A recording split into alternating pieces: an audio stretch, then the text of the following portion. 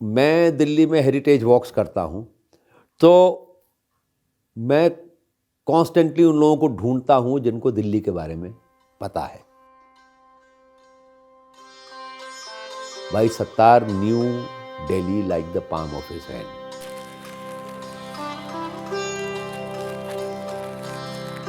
मुफ्ती सदरुद्दीन आजुर्दा उनका नाम था, जो सीरियस क्रिमिनल केसेस नहीं होते, माइनर ऑफेंसेस के एक जज हुआ करते थे, और वो मिर्ज़ा गालिब के दोस्त थे। और उन्होंने एक बार मिर्ज़ा गालिब एक उसमें किसी उससे शराब बेचने वाले से कर्ज पे शराब लिया करते थे और उसका पैसा वापस नहीं कर पाए थे, उसने केस कर दिया था।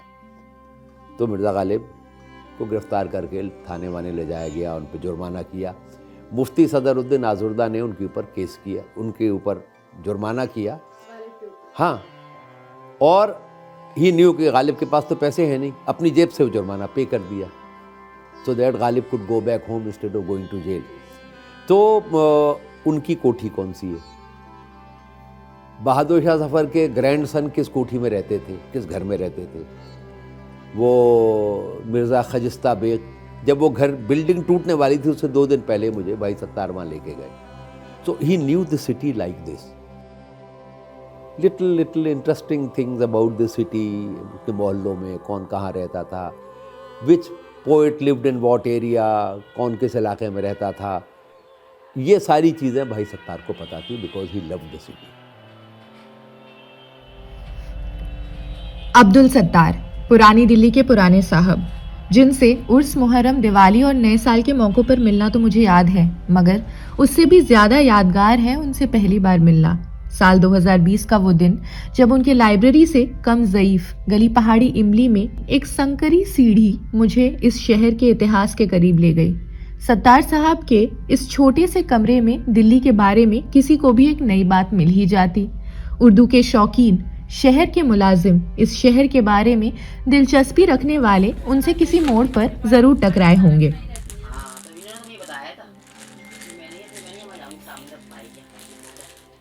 तो अब्बू के साथ सबसे ज़्यादा टाइम मैंने स्पेंड करा है। तो मैं रात में, अब्बू और मैं रात में, अब्बू पुराने गाने सुनते थे, गीता दत्त के, लता मंगेशकर के, कोई ऐसा गाना जो बहुत सुनते थे, वो ठंडी हवाएं, गीता दत्त का गाना था एक। 47 का इतना कुछ उनको याद नहीं था क्योंकि वो काफ़ी छोटे थे जब पार्टीशन हुआ। 45 की पैदाइश थी उनकी और 47 में 47 में ही हुआ है पार्टीशन। तो इतने ज़्यादा उनको कुछ क्लियरली याद नहीं था। पहले तो इतनी वो नहीं थी, ये कंस्ट्रक्शन वगैरह तो साफ नज़र आता था। अब्बू बताते थे कि ऐसे साफ साफ जो है ना, दोनों जैसे तू मैं करते थे, इंदिरा गांधी और जो बड़े वाले वो थे इमाम अब्दुल्ला बुखारी। और 84 में जब राइट्स हुए थे, जब इंदिरा गांधी ने सरदारों को वो असैसिनेशन हुआ था उसका, तो यहाँ पे बहुत सारे वो थे। अब्बू बताते थे इधर उर्दू बाज़ार की साइड, वो चावड़ी बाज़ार की साइड बहुत सारे सरदारों की दुकानें थी, वो सब जलादीन थी, पता नहीं जलादीन थी या उनको तोड़ दिया था। तो यहाँ सारा कर्फ्यू लग गया था। तो अब्बू तो उसमें थे, उनके पास कार्ड होता था तो चले जाते थे वो तो। लेकिन बताते थे जब मैं आता था तो मुझे अगर कुछ वो सामान वगैरह लेना होता था तो पूरा ऐसे घूमकर पूरा, मतलब इधर से नहीं आने देते थे पूरा। आपने इतना देखा नहीं, इधर से भी एक रास्ता आता है चूड़ी वलान की साइड से, तो वो पूरा उधर से घूमकर फिर आते थे इधर, क्योंकि इधर का पूरा रास्ता बंद होता था कर्फ्यू की वजह से। 1 मिनट, ये अजान हो जाए।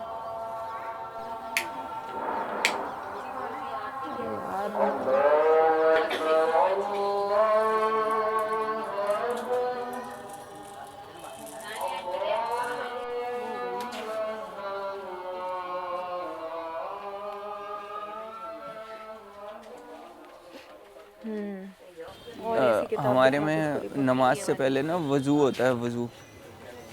तो वो वज़ू करते थे तो वो हाथ ऐसे फिरा, लास्ट में जो है कोनियाँ ऐसे यहाँ तक पानी लेके और एक मसा किया जाता है, वो ऐसे करके ऐसे करते थे। तो वो जो जैसे वो करते थे, क्या कहते हैं, मौलाना अबुल कलाम आज़ाद, वो हम लोग सारी चीज़ें एक साथ करते हैं, पैर भी धो लेते हैं। लेकिन उन्होंने कहीं पर पढ़ लिया था कि मौलाना अबुल कलाम आज़ाद जो है वो पहले यहाँ तक करके फिर पोंछ लेते हैं और बाद में पैर धोते हैं। तो वो भी बाद में सब चीज़ें पोंछ के बाद में ही पैर धोते थे। मैंने उनसे कहा भी था एक बार, तो वो कहने लगे नहीं, मैंने ऐसे मौलाना अबुल कलाम आज़ाद किया करते थे, मैं भी ऐसे ही करता हूँ। मेरी छोटी बहन है, जब वो 88 में या उससे पहले 87 से पहले जब वो पैदा हुई, तो फिर उन्होंने 88 के अंदर एक सोसाइटी खोली, society for promotion for education. उसके अंदर जो आसपास के जो ये सारे बच्चे थे उनको कोचिंग दी। कहते थे लड़के पढ़े या नहीं पढ़े, लेकिन अपनी बेटी को ज़रूर पढ़ाओ, और इतना पढ़ाओ जितना वो चाहती है ना, उसको पढ़ाती रहो। लेकिन हमारे मतलब हमारी सोसाइटी में नहीं है ये, मतलब हमारी मुस्लिम सोसाइटी में नहीं है ये, कि मतलब कुछ ऐसी परसेप्शन बनी हुई है कि मतलब अगर लड़की है ना तो वो सिर्फ घर के काम करेगी, पढ़ेगी नहीं। वो पढ़ने से क्या फ़ायदा है। मतलब बहुत सारों के फादर से लड़ लेते थे, मुझसे कहते थे कि एक लड़की पढ़ेगी ना तो वो 4 नस्लों को पढ़ाएगी। ये एग्जाम्पल देते थे मुझे। एमए कर रही थी, एमए फर्स्ट ईयर में थी तब, तो बस वो यही चाहते थे कि मैं आगे भी कंटिन्यू रखूं, कुछ कर लूं। टीचिंग का मैंने कोर्सेज़ किए हैं छोटे मोटे, चाहते थे बीएड वगैरह भी कर लूं आगे, बस हो नहीं पाया। तो बस वो कहते थे सब बेकार है। वो इससे परेशान थे कि पुरानी बिल्डिंगें टूट तोड़ के मल्टी स्टोरीड फ्लैट्स बन रहे हैं, शहर के अंदर भी सारी पुरानी बिल्डिंगें गायब होती जा रही हैं, इससे वो परेशान थे। लेकिन इसके ज़्यादा आगे कुछ ज़्यादा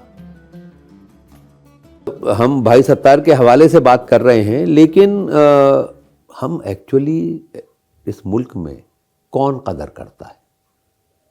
एब्सोल्युटली इनसिग्निफिकेंट पिपस्क्वीक्स, उनके नाम पे बड़े बड़े चौराहे हैं। जो 15 दिन जेल में रहे होंगे क्विट इंडिया मूवमेंट में, उनके नाम के ऊपर चौराहे हैं। सूरदास के नाम पे कुछ नहीं है, तुलसी के नाम पे कुछ नहीं है। तो this is how we treat our writers, our people who have actually made us who we are. उनका एक छोटा सा सर्कल था दोस्त का, जान पहचान वालों का, उनके साथ वो वलीउल्लाह लाइब्रेरी में। इसके अलावा बाहर उनकी कोई बहुत ज़्यादा सोशल लाइफ, कोई इस तरह की प्रेजेंस नहीं थी, बट वो खामोशी से अपना काम कर रहे थे। And people had come to know of him कि अगर आपको दिल्ली के बारे में कुछ जानना है तो जिन लोगों से जाके आप मिलेंगे उनमें से भाई सत्तार भी एक है। जितने भी ऐसे लोग हैं जो बेसिकली दिल्ली से हैं और उन्होंने अपनी ज़िंदगी में बहुत नाम किया है, बहुत अच्छी अच्छी पोस्ट पे होके रिटायर्ड हुए हैं, या उसके बाद भी रिटायरमेंट के बाद भी उन्होंने बहुत ऐसे काम किए हैं, जितने भी लोग हैं हमारे ओल्ड दिल्ली के, तो उन सब के बारे में जहाँ तक वो कर सकते थे, जितने लोगों को एक बुक में ले सकते थे, उन्होंने इकट्ठा करा है ताकि लोगों तक पहुँचे कि हाँ ऐसे लोग भी हमारे एरिया से गुजरे हैं अपनी ज़िंदगी में। और उसका नाम उन्होंने वो रखना चाहते थे। अभी तो उसका कवर पेज वगैरह कुछ भी नहीं हुआ था, बस खाली बुक कंप्लीट हुई थी, लेकिन हाँ नाम उन्होंने दे दिया था, नाम बराने दिल्ली। किताबों के अलावा देने के लिए शायद उनके पास ज्यादा कुछ न हो, लेकिन उनके जनाजे ने जब दिल्ली से एक आखिरी बार हवा में घरघराहट की तो एक उदासीन दिल्ली गेट से होते हुए इस शहर की यादों में उन्होंने पनाह ले ली।